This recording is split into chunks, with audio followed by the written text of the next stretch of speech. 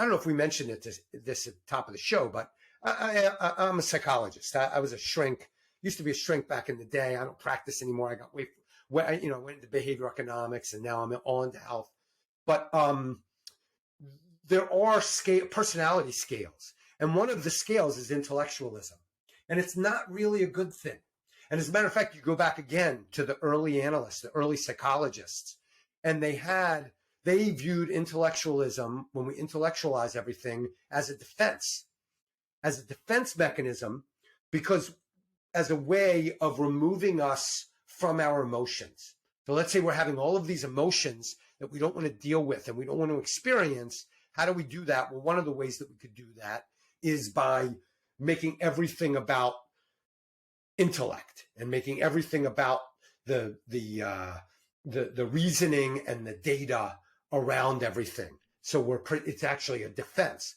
So we're living in a culture today that is just real, to steal Sheryl Crow's line, it's high in intellectualism.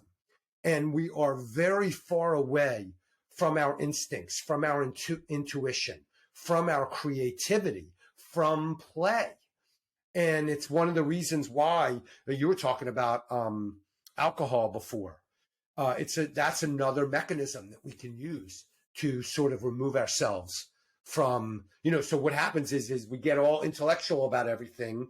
We push away or we, repress our emotions, and then that shit bubbles up anyway. Like you can't keep it down. So then we're like, okay, well, intellectualism didn't work, so I'm just going to fricking have a belt, and then you just start drinking your gin or your vodka or whatever.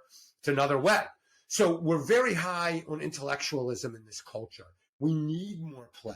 We need more creativity. We need more jazz. We need more just having fun for the sake of having fun. We need more crying. We need more, not just all the positive emotions, all to experience all the emotions. So I think the reason that this is such an out of the sort of mainstream discussion that we're having right now is because I think the mainstream is so high in intellectualism and sort of low in intuitivism. Absolutely. And I see this every day online, especially the internet seems to be such a space for over intellectualism, with studies being cited for every little thing, especially in the health space where we both like to play. We both enjoy playing in the health space to share our wisdom and to share our methods and principles, because it's obviously a massive issue that we face as a collective with our health. I don't think I need to go into detail. I think most people are aware of the health crisis that we're facing, even though it's not talked about too much by the media as it should be. And I've found personally in my transformation, if you want to call it that, we've all experienced deep levels of depression and ill health at this point. I think pretty much every American has experienced a dip in their health to the point where they were unhealthy and had to get back to a state of vitality.